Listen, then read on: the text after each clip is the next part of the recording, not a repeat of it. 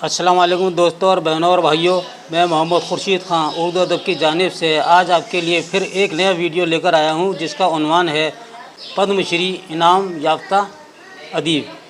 तो बिला किसी तनहीद के हम शुरू करते हैं, लेकिन सबसे पहले हम आपको ये बता दें कि हमारे हर वीडियो को आप लाइक करें और शेयर करें, और ये लाइक करने के बाद अगर आपको अच्छा लगता है तो हमें कमेंट्स भी कर सकते हैं और व्हाट्सएप पर भी अपना मैसेज भेज सकते हैं। तो आइए शुरू करते हैं पद्मश्री इनाम याफ्ता अदीब। सबसे पहले रशीद अहमद सिद्दीकी 24 दिसंबर 1894 को जौनपुर में पैदा हुए। 15 जनवरी 1977 को अलीगढ़ में इंतकाल हुआ। आपने पद्मश्री इनाम हासिल किया।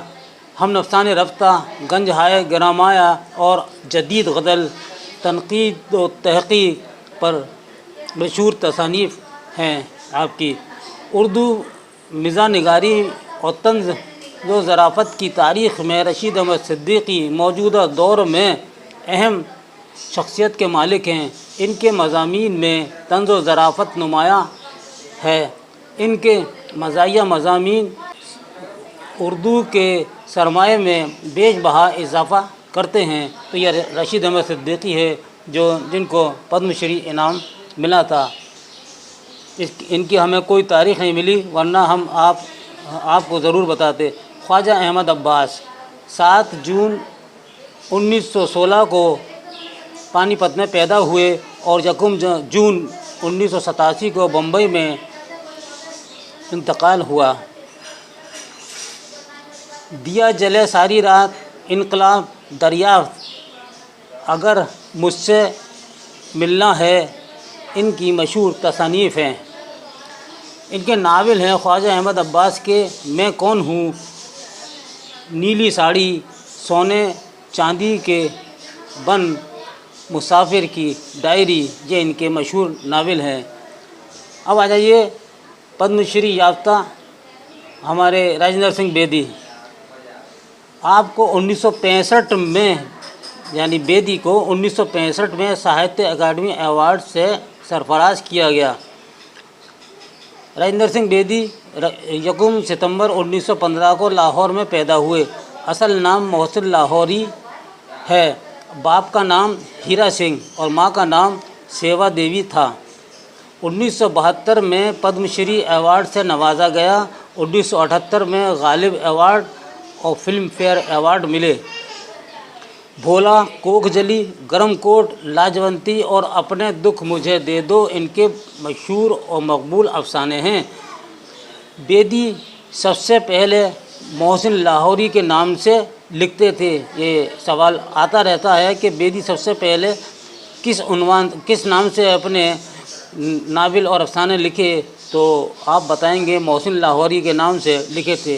बेदी का पहला उर्दू अफसाना महारानी का तोहफ़ा है। बेदी ने सिर्फ एक ही नावल लिखा, जो एक नावलेट है, जिसको छोटा नावल कहते हैं, मुख्तसर नावल है, एक चादर मैली सी। ये इनका मशहूर नावल है। इनका शाहकार नावलेट भी है।